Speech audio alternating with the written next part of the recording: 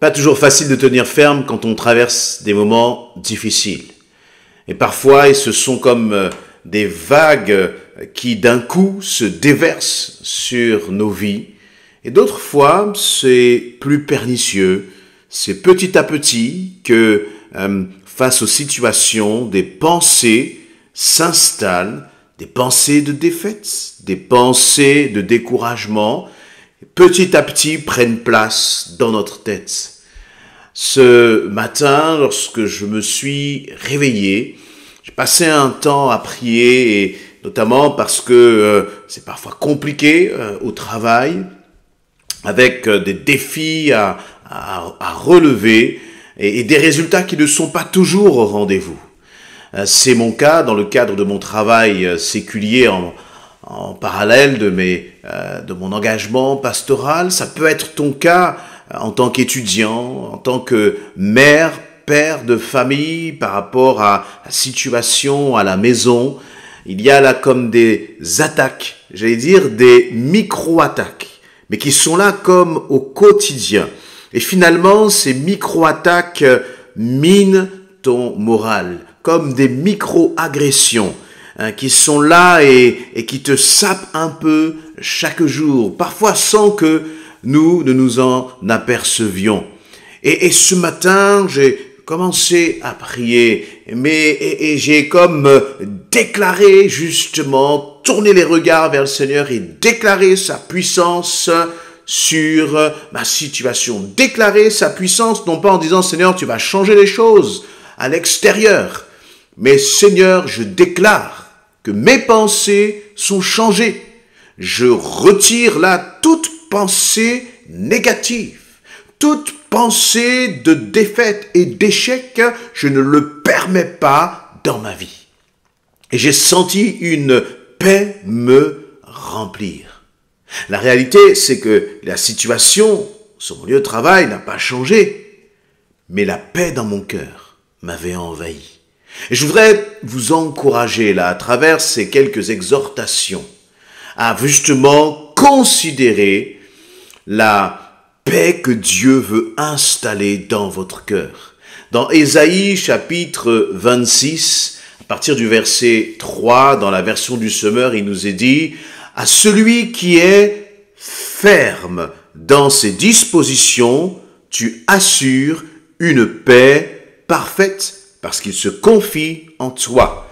Placez votre confiance toujours en l'Éternel, car l'Éternel est le rocher de toute éternité. Il a abaissé ce qui trônait bien haut. Il a renversé la ville inaccessible. Il l'a abaissé jusqu'à terre, lui faisant mordre la poussière. Elle est foulée aux pieds, écrasée par les opprimés et sous les pas des pauvres. Quelle parole extraordinaire, parce que c'est la parole de Dieu. Ce n'est pas une poésie. Verset 3, il commence, Dieu parle et dit, à celui qui est ferme dans ses dispositions, tu assures une paix parfaite, parce qu'il se confie en toi. Voyez-vous là quelle est notre responsabilité? Dieu dit à celui qui est ferme dans ses dispositions, tu lui assures, en fait c'est, le Saint-Esprit qui parle à travers Ésaïe, à celui qui est ferme dans ses dispositions, tu assures une paix parfaite parce qu'il se confie en toi. Donc, si tu veux être dans une paix parfaite, si tu veux dormir en paix, si tu veux la journée que ta tête ne soit pas remplie d'angoisse, d'inquiétude et de découragement, je vais dire quelque chose qui peut peut-être te bousculer un peu. Cela ne sert à rien de demander à Dieu la paix.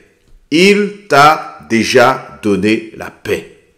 Mais pour que tu puisses vivre cette paix, pour que cette paix que Dieu te donne soit une réalité pour toi, cela ne dépend pas de Dieu parce qu'il l'a déjà donné, mais cela dépend de toi.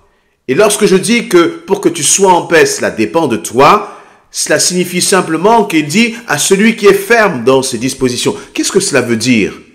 Lorsque le Seigneur te dit, sois ferme dans tes dispositions. Finalement, voyez, nous disons, Seigneur, je traverse telle difficulté, donne-moi ta paix. Seigneur, mon patron mon poste en péril, donne-moi ta paix, Seigneur. Seigneur, il y a tel problème dans ma famille, donne-moi ta paix. J'ai tel problème avec mon couple, avec mon époux, mon épouse, mes enfants. Seigneur, dans le cadre de mon célibat, mon cœur est dans l'inquiétude pour le lendemain, donne-moi ta paix. Sais-tu ce que le Seigneur te répond lorsque tu lui pries cela? Il répond par sa parole. À celui qui est ferme dans ses dispositions, je lui assure une paix parfaite, parce qu'il se confie en moi. Voilà ce que te dit le Seigneur. Et bien aimé, comprenons une chose. Dieu ne change pas sa parole pour nous. Il ne va pas réécrire sa parole. Ésaïe chapitre 26, verset 3, c'est gravé là pour l'éternité. Pour l'éternité. Et donc, c'est à nous de comprendre ce que la parole nous dit pour le mettre en pratique, parce que sinon tu peux prier, prier, prier, prier encore. Et tu as l'impression que Dieu ne te répond pas. Oui, parce que comme nous dit la parole, vous ne recevez pas parce que vous priez mal. Et parfois, nous prions mal. Nous prions sous l'émotion, nous prions sous les sentiments. Mais je crois qu'il faut apprendre à prier par l'esprit. Pour prier par l'esprit, il faut connaître la parole, savoir ce que la parole de Dieu dit. Il te dit, sois ferme dans tes dispositions. Sois ferme dans tes dispositions, cela veut dire que quand tu es bousculé par les circonstances, tu es bousculé par les situations, par les épreuves, le Seigneur te dit, sois ferme. Et comment tu vas être ferme? Comment tu vas rester justement avec des convictions dans ton cœur? Eh bien, c'est en t'appuyant sur le Seigneur. Verset 4, il dit, placez votre confiance toujours en l'Éternel. C'est toujours, le mot toujours est important. Il ne te dit pas de placer ta confiance seulement quand les choses vont bien, seulement quand toi les choses sont sous ton contrôle. Mais il dit toujours, quand les choses t'échappent, quand tu te sens complètement dépassé par la situation, quand tu ne vois plus l'autre bout, le Seigneur dit, place encore et encore ta confiance en moi. Pourquoi? Verset 4 toujours, parce que je suis moi l'Éternel, le rocher de toute éternité. Il n'y a rien qui peut bouger notre Dieu. Il n'y a rien qui peut le bousculer. Il n'y a rien qui peut le faire trembler. Il n'y a rien qui peut faire changer la volonté de l'Éternel pour toi. Et les projets que Dieu a pour toi sont des projets de paix et non de malheur. Oui, il y a parfois un chemin qui est étroit. Il y a parfois un sentier qui est périlleux. Mais sur ce sentier, la main de l'Éternel est sur toi. Comme ce matin, dans mon temps là de prière, j'ai réalisé encore, le Seigneur m'a révélé encore combien sa main était avec moi. Mais la réalité, c'est qu'il me demandait, est-ce que tu me fais encore confiance? Est-ce que tu as encore des convictions, me demandait le Seigneur, me concernant? Si tu as des convictions que l'Éternel est avec toi, déclare-le.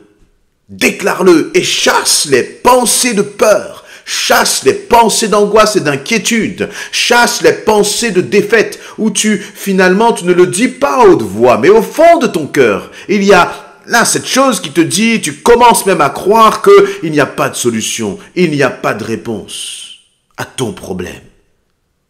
Mais je crois que là tu dois commencer à déclarer et de dire à ton âme, voici quelles sont les dispositions de mon cœur. Je veux être ferme dans ce que je crois, là, maintenant, face à ce que je suis en train de traverser. Et là, il y a une promesse de l'Éternel qui s'enclenche. Il y a comme un principe du royaume qui se déclare là, qui se manifeste, qui s'opère. Quel est-il? Celui qui est ferme dans ses dispositions, Seigneur assure une paix parfaite. Une paix parfaite. Je n'ose même pas imaginer ce que cela veut dire. Je sais ce que cela veut dire, la paix. On peut vivre des moments de paix. Mais une paix parfaite. C'est quelque chose là qui est dans la plénitude, qui est accompli totalement. Voyez, une paix pour laquelle, rien ne peut venir l'affecter. Et finalement, si je ne suis pas dans la paix, c'est à cause de moi. Ce n'est pas à cause des autres. Si je ne suis plus dans la paix, ce n'est pas à cause des circonstances. Si je ne suis plus dans la paix, je ne peux pas dire, oui, mais tu vois ce que je traverse. Oui, mais tu ne sais pas ce que j'endure. Non, cela, ce sont des prétextes. Des prétextes, des excuses, des raisons qui sont compréhensibles, qui sont entendables.